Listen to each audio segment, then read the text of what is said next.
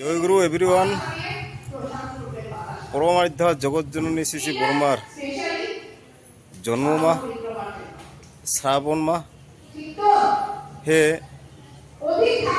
আমার সৎসঙ্গী সকলৰ এইটো শ্রাবণ পৰিক্ৰমা আজিৰ পৰা আৰম্ভ হ'ল। এই মাসকল সব মন্দিৰত আহিছে। প্ৰথম দিন আজি মন্দিৰতে সবে মিলি কৰিব। তাৰপিছত সব উপযোজনা কেন্দ্ৰৰ এৰিয়া সকলো সবৰে ঘৰে ঘৰে এই মাতে সন্মিলন কৰিব। তো আজিৰ প্ৰথম দিন মই মাতে সন্মিলনৰ কিছু মুহূৰ্ত দেখুৱাৰ চেষ্টা কৰিম। জয় গুৰু। विश्व अधिनायक आनंद रूप प्रभु विधि विधायक। সন্মিলনৰ কিছু মুহূৰ্ত আপোনালোকক দেখুৱাৰ চেষ্টা কৰিম। জয় গুৰু।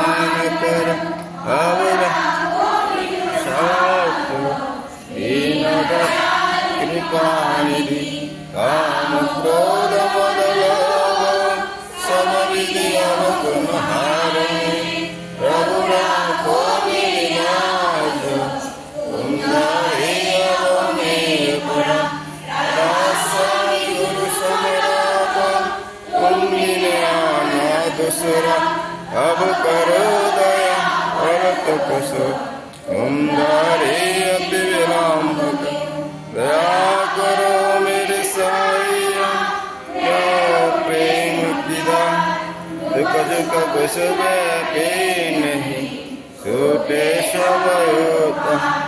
दया करो मेरे साईया क्या प्रेम किदा दुख दुख कुछ व्यापी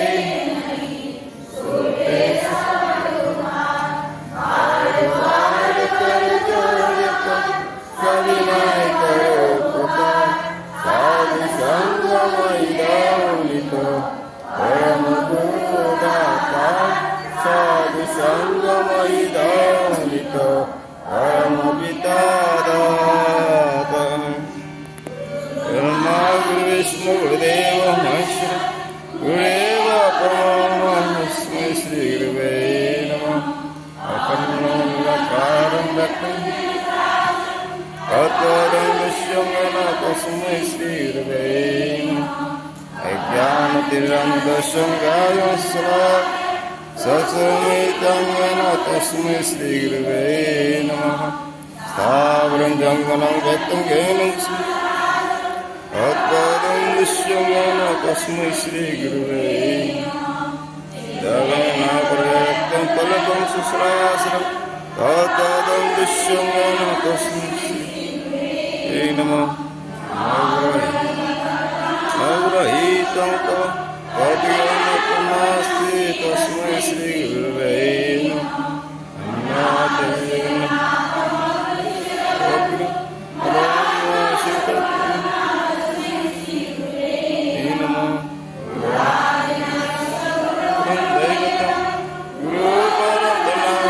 तस्मै श्रीगुरवे नमः ज्ञाति एको नित्यं विनाशनं सर्वं अवातीतं ग्रहीतं सद्गुरुं नमामि सद्गुरुं नमामि सद्गुरुं नमामि।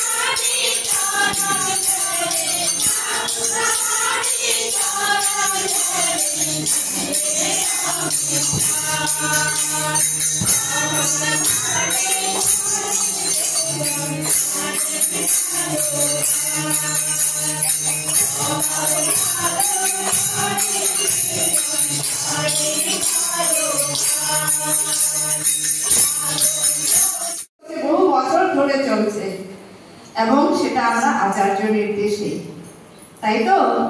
তা আচার্য নির্দেশে কিছু যখন যা নির্দেশ হয় সেটা পালনীয়, কিন্তু আমাদের কাছে এটা একটা সাংঘাতিক বড় সেন্টিমেন্ট। এটাতে আমার আপনার আর কোনো সংশয় নাই। তিনি যেটা বলেছেন সেটাই মূর্ত করতে হবে। এর বাইরে যদি আমার নিজস্বতা লাগে সেখানে কিন্তু আমি একটু পতিত হয়ে গেলাম। তাই আমরা চেষ্টা করব তার নির্দেশটা অক্ষর অক্ষরে পালন করার জন্য। তিনি বললেন আগে মাতৃ সম্মেলন করে, তারপর দুটো বাড়িতে ডিপিভার্স করে প্রার্থনা করে হয়তো বাড়ি ফিরতে পারেন। আবার এটাও বললেন আগে ডিপিভার্স করে মাতৃ সম্মেলন সেরে তারপরে আপনারা প্রার্থনা সেরে বাড়িতে আপনাদের নিজেদের বাড়িতে পৌঁছাতে পারেন। দু রকমই হতে পারে। তা এখন আপনাদের যার যেরকম সুবিধা অনুযায়ী করবেন, কারণ আমাকে এবার একটু এক্সকিউজ করতে হবে। আমি হয়তো সব এবং এই দেহর পোশাকটা পাল্টে আমি আরেকটা দেহের মধ্যে প্রবেশ করতে পারি। আমার জীবনের এই জ্ঞানটা নিয়েই কিন্তু আমাদের এগিয়ে চলা, আমাদের থেমে থাকা নেই।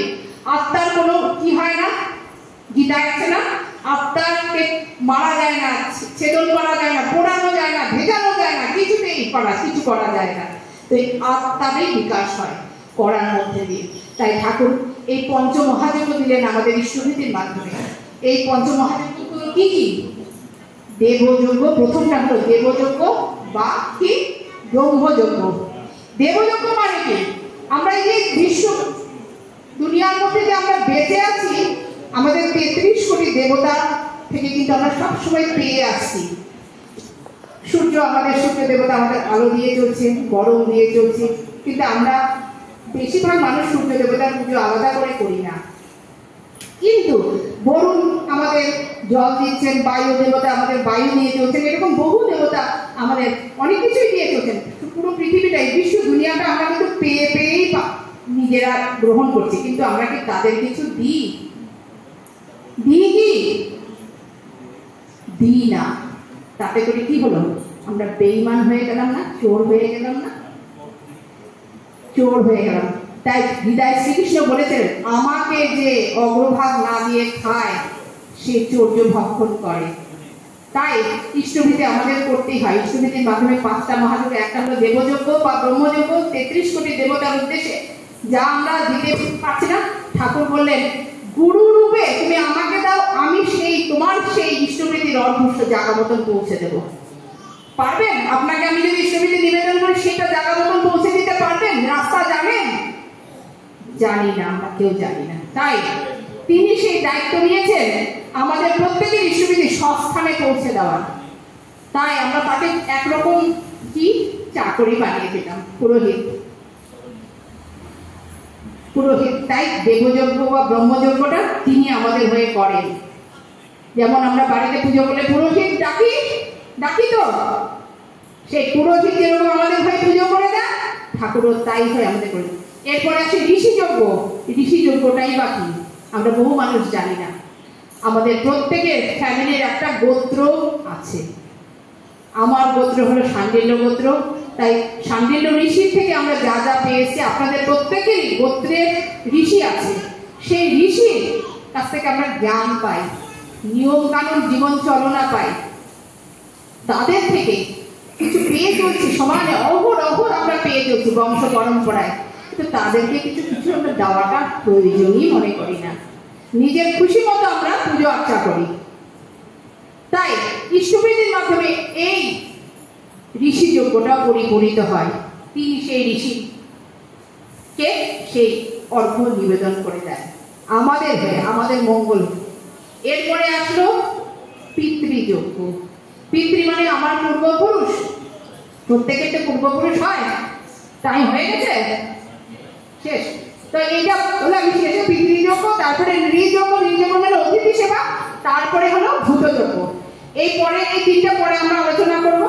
আজকে এখানেই রাখছি। জয় রাধে দেওয়া হবে, কারণ আমাদের যদি শেষ 1 ঘন্টায় শেষ না করতে হয়, তাহলে আমরা কিন্তু আমাদের কিন্তু আমরা থেমে যাব। জয় রাধে দিয়ে দাও। কৃষ্ণ কৃষ্ণ গোবিন্দ গোবিন্দ বলো রে, গোবিন্দ গোবিন্দ গোবিন্দ গোবিন্দ গোবিন্দ বলে সদা ডাকো রে। জয় রাধে রাধে কৃষ্ণ কৃষ্ণ গোবিন্দ গোবিন্দ বলো রে। পুরুষোত্তম বন্দে পুরুষোত্তম, বন্দে পুরুষোত্তম।